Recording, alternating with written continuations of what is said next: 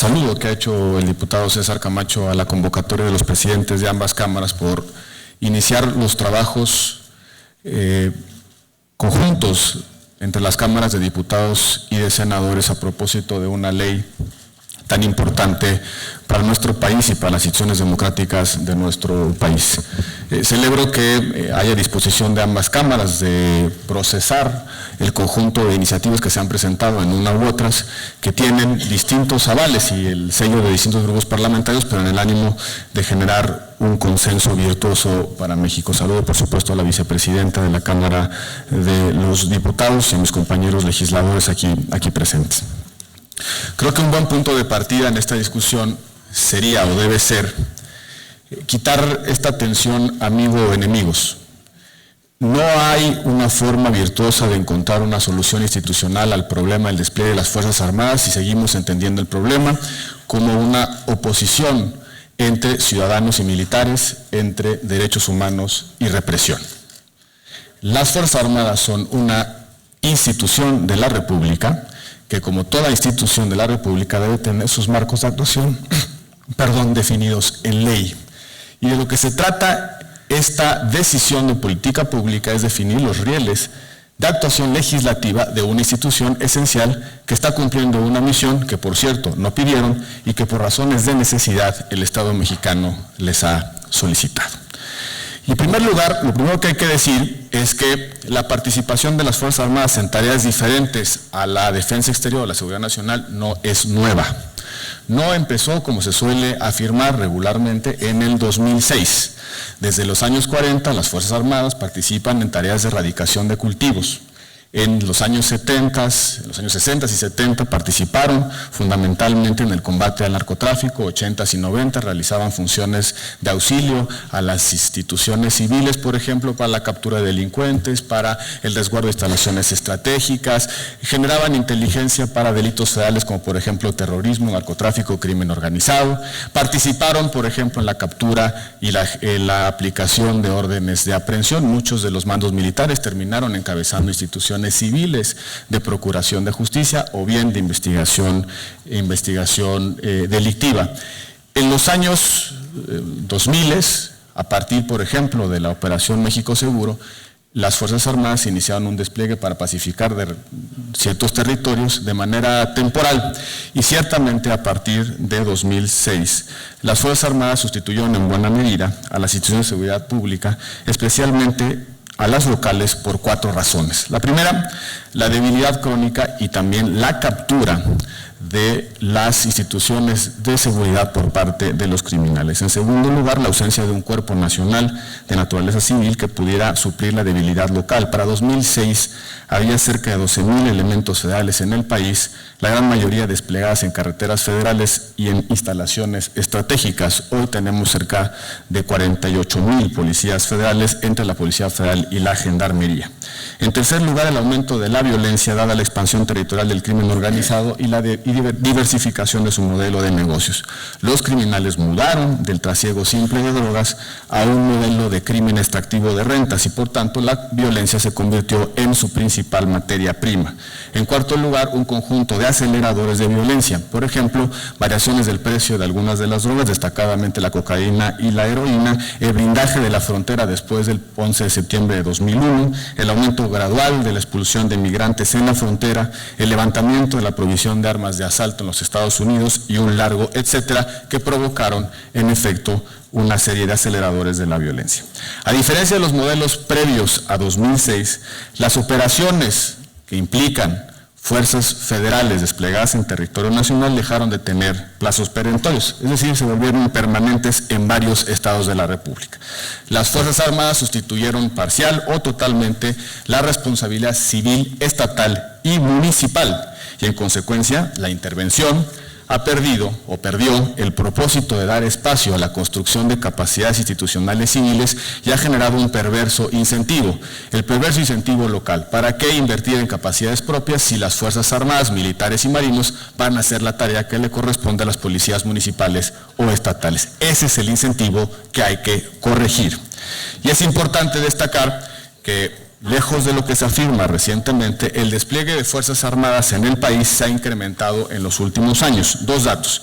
El número de operaciones realizadas por Fuerzas Armadas, salvo un pico entre 2008 y 2009, se ha mantenido constante desde 2006 a la fecha y presenta una tendencia creciente al alza a partir de 2015, entre otras razones por el mayor número de incursiones violentas por parte del crimen organizado. En 2012, segundo dato, había 75 bases militares mixtas de seguridad pública o en auxilio de seguridad pública, con aproximadamente 1.680 efectivos militares desplegados de manera permanente en esas bases mixtas. Para 2016 son 142 bases mixtas con 3.386 elementos permanentes, es decir, en 4 años el despliegue militar permanente prácticamente se ha duplicado y de nueva cuenta tiene que ver con el incentivo perverso que se ha generado a partir de la participación de las Fuerzas Armadas porque, sobre todo el orden local, no está invirtiendo en la generación de policías. Podría pensarse, por cierto, que el despliegue de Fuerzas Armadas se está fundamentalmente concentrando en estados con alta presencia de crimen organizado. Esto no es del todo correcto. Guerrero y el Estado de México concentran el 36% de todas las bases militares permanentes desplegadas. Es decir, están sustituyendo tareas fundamentalmente de orden civil. Y así como la participación de Fuerzas Armadas no es nueva, tampoco es contraria a la Constitución, pero ciertamente se ha sustentado en una muy delgada línea y muy fina línea jurídica. La Constitución desde 1917 autoriza al presidente a disponer de las Fuerzas Armadas permanentes para funciones de seguridad interior, que es una función, por cierto, conceptual y constitucionalmente diferente a la defensa exterior. Esa facultad, la de seguridad interior, tiene básicamente 3 componentes. 1, es una facultad exclusiva del presidente en tanto jefe de Estado. 2, es una excepción a la regla que impide a Fuerzas Armadas actuar en tiempos de paz o fuera de declaratoria de guerra, pero no implica que las Fuerzas Armadas sean el único instrumento que tiene el Estado mexicano para estabilizar una determinada situación que pone en riesgo la seguridad interior. Y en tercer lugar, la función de seguridad interior está vinculada a la cláusula de apoyo federal prevista en el artículo 119 de la Constitución, es decir, al deber de cuidado que tiene la Federación sobre las entidades federativas frente a amenazas externas, por ejemplo, invasión o violencia exterior, o bien a riesgos internos, sublevación o trastorno interno. Son los 3 componentes de la función de seguridad interior. Es facultad exclusiva del Ejecutivo, no solamente implica Fuerzas Armadas y está vinculada fundamentalmente a la cláusula de apoyo federal. La reforma de 2004 asoció la función de seguridad interior, la subsumió a la función de seguridad nacional y fijó una reserva de ley, es decir, le dio competencia al legislador para regular la seguridad nacional y por derivada la función de seguridad interior. Sin embargo, el desarrollo legislativo de la función de seguridad nacional no se ha ocupado de la función específica de seguridad interior. Si uno revisa la ley de seguridad nacional, no hay esa distinción conceptual en términos de grados de riesgo entre seguridad nacional y seguridad interior. En consecuencia, se trata de una facultad no reglada o reglamentada. No existe ley que defina los supuestos o dimensiones de realización de ejercicio de esa facultad del Ejecutivo. Y lo que ha sucedido en este país, decía que la seguridad interior es una función constitucional, es una facultad del presidente de la República, no aún reglada. Y eso se trata un poco la discusión de arreglar la función de seguridad interior. Los alcances, sin embargo, de la función de seguridad interior han sido definidos por la Corte en 2 criterios jurisprudenciales que reconocen básicamente 2 cosas. Primero, la constitucionalidad de la actuación de las Fuerzas Armadas para enfrentar situaciones sin que sea necesaria previa declaración de estado de excepción o de emergencia.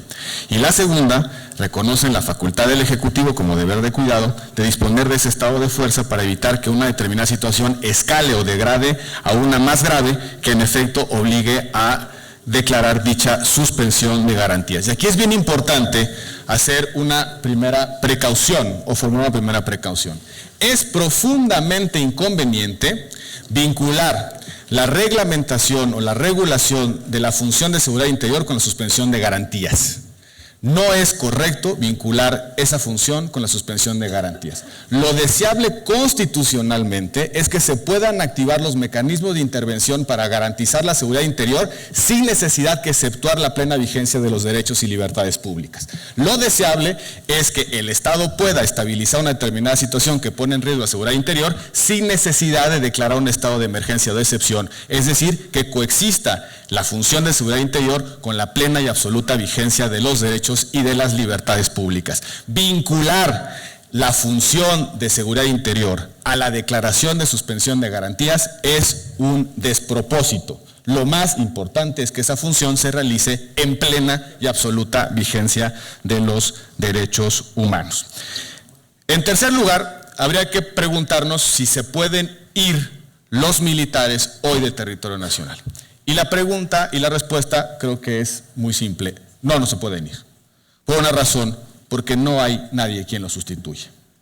No hay en este país policías que puedan sustituir el despliegue que están realizando las Fuerzas Armadas. Entre otras razones, porque las policías existentes son poco profesionales, son débiles, están mal pagadas, muchas de ellas están coludidas, los tramos de responsabilidad de los órdenes de gobierno no están claramente definidos, sobre todo tratándose de crimen organizado, y enfrente tenemos a un adversario con altísima capacidad de fuego, con altísima capacidad de reclutamiento, con altísima capacidad corruptora y sobre todo con altísima capacidad de daño.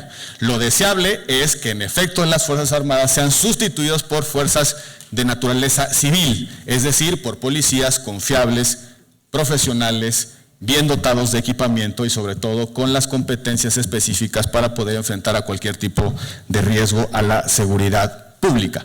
Un dato muy importante, el 90% de las policías de este país gana menos de 9,000 pesos al mes, cuando se ha estimado que la línea de vida de un policía está por encima de los 10,000 pesos. Con policías mal pagados no vamos a poder estabilizar al país en términos de violencia y sobre todo por la capacidad corruptora que tiene el crimen organizado. Se estima que se necesitarían aproximadamente 65,000 policías federales para sustituir el despliegue actual de las Fuerzas Armadas. Andamos en cerca de 48,000, necesitamos invertir más o menos 20,000 policías federales adicionales, más la capacidad local. Si asumimos el estimado de costo del policía de Nuevo León, de la Fuerza Civil de Nuevo León, que cuesta aproximadamente 500,000 pesos anuales, ese policía, multipliquen 20,000 policías por el costo neto anual de 500,000 pesos. De ese tamaño es la inversión que se requiere para poder tener capacidad de fuerza de orden civil. La discusión sobre la regulación de la seguridad interior ha presentado tres grandes objeciones. En primer lugar, que se pretende militarizar al país. Todo lo contrario, la Ley de Seguridad Interior prevé que si no hay declaratoria de afectación emitida por el Ejecutivo y razonada, fundada y motivadamente, un militar no puede estar realizando ningún tipo de tarea. Para que un militar esté en despliegue territorial realizando función de seguridad interior, debe haber una declaratoria de afectación que fije no solamente los objetivos de la intervención, los plazos, sino el estado de fuerza necesario para estabilizar esa situación. Hoy en día, el despliegue de las Fuerzas Armadas es absolutamente discrecional. ¿Cuántos militares hay en Tamaulipas? Aquellos que ordene el Ejecutivo Federal, el Presidente de la República, a través de su Secretario de Gobernación. Con la declaratoria de afectación no solamente se tiene que razonar el objetivo de la intervención, sino también decir cuánto y en qué circunstancias se va a realizar esa intervención. La segunda objeción tiene que ver con la rendición de cuentas. Se dice, lo que se está planteando es diluir la rendición de cuentas de los militares en las tareas auxiliares que están realizando en materia de seguridad interior. Todo lo contrario, el modelo de regulación de seguridad interior que inicia con la declaratoria de afectación implica que la rendición de cuentas inicia en el Presidente de la República y termina en el último de los que ejecutan sus órdenes o los órdenes operativos. Y en tercer lugar, se dice que provoca un incentivo para que no se generen capacidades institucionales civiles. Todo lo contrario, lo que queremos es ponerle fin al perverso incentivo que está generando la participación de Fuerzas Armadas en términos de evasión o elusión de la responsabilidad local en la generación de policías. Concluyo diciendo lo que no es esta iniciativa de Ley de Seguridad Interior. En primer lugar, no amplía los marcos de actuación de las Fuerzas Armadas ni cambia los objetivos de su intervención. Simplemente tiene como propósito regular una función constitucional tal y como ya lo he explicado.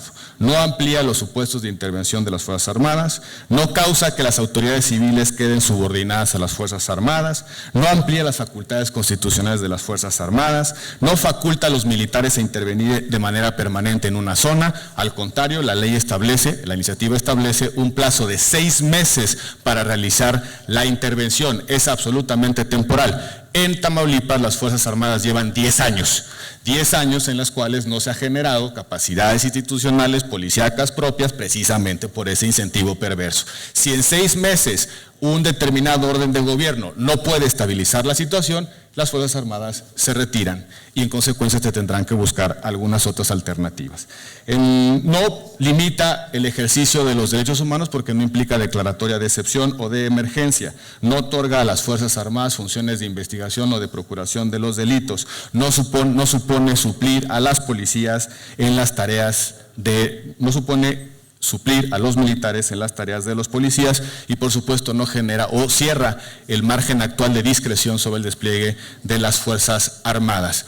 De eso se trata esta iniciativa y concluyo diciendo simplemente que la discusión razonable sobre lo que puede y lo que no debe hacer una institución como las Fuerzas Armadas no se va a resolver a base de estigmas sobre nuestras Fuerzas Armadas.